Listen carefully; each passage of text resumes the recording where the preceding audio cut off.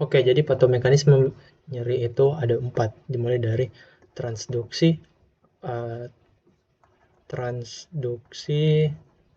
transmisi, eh, modulasi, sama persepsi. Nah, ini kan kalau misalnya ditransduksi, berarti dia mengubah rangsangan menjadi sinyal kimia. Sinyal listrik. Jadi, tapi nanti di sini nanti di transmitter ada barrier ya, ada ambang batas yang perlu dilewati. Nah, kalau misalnya dia rangsangannya itu kecil, berarti dia tidak lewat dari ambang batas. Contoh misal gini, misal di sini nyeri, di sini nyeri. Di sini kita sekali 100 ya. Misal di sini 40. Nah ini ambang batas ya. Berarti kalau misal lewat sini berarti sudah bisa diteruskan sebagai nyeri. Tapi kalau misalnya nanti uh, sinyal listriknya nanti itu cuma 30, berarti enggak jadi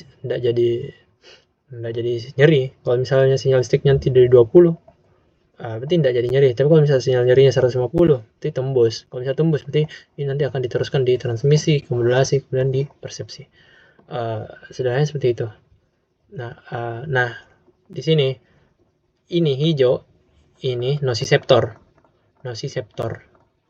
di perifer. Jadi ini nosiseptor. Nah, di perifer. Pengantaran di ini berarti kalau misalnya di sini perifer berarti ini transduksi.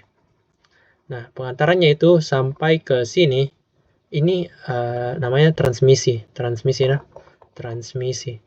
Nah, di sini itu namanya modulasi di dorsal horn di sini.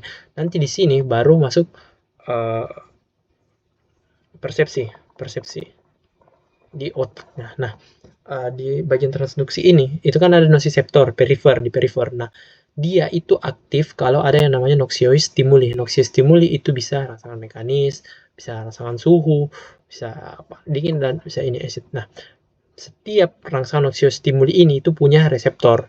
Jadi kalau misal ada panas, berarti yang kelola itu namanya reseptor TRPV 1 sampai 4. Jadi begitu. Jadi kalau misalnya rangsangan mekanik ini. Nah, ini nanti semua diubah jadi noxious stimuli ini semua diubah oleh reseptor yang ada di nosiseptor menjadi sinyal listrik. Diubah jadi sinyal listrik. Kalau suhunya ini panas sekali, berarti yang saya bilang tadi di bawah di sini, berarti dia bisa lewati ambang batas. Tapi kalau misalnya kayak suhunya 25, berarti kan dia tidak melewati ambang batas. Berarti diubah jadi sinyal listrik tapi dia terhalang di ambang batas di sini. Kayak gitu, saudara. Nah, nah, uh, selain ada reseptor noxious stimuli, ada juga reseptor zat-zat atau zat chemical inflammatory. Nah, jadi ada reseptor sitokin, ada reseptor prostaglandin, ada reseptor bradikinin dan lain-lain. Nah, ini kalau misalnya reseptor inflamasi, dia tidak mengubah ini uh, rangsangan dari zat-zat inflamasi, dia tidak mengubah itu menjadi sinyal listrik seperti di sini. Tapi dia menurunkan ambang batas.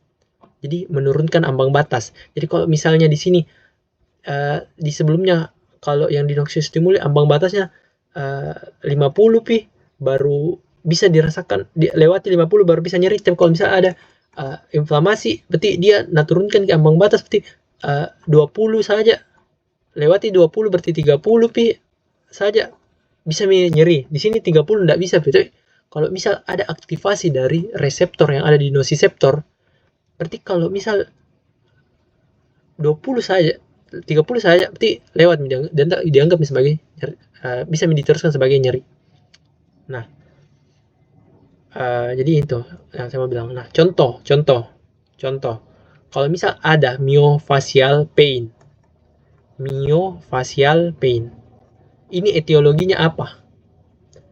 Contoh, myofascial pain salah satu etiologinya karena ada hipoksia pada pada jaringan otot. Nah, kalau misalnya ada hipoksia, berarti ada kekurangan oksigen. Kalau misalnya ada kekurangan oksigen, berarti ada tumbuh bakteri anaerob. Kalau misalnya tumbuh bakteri anaerob, berarti respon tubuh apa? Mengeluarkan zat inflamatori.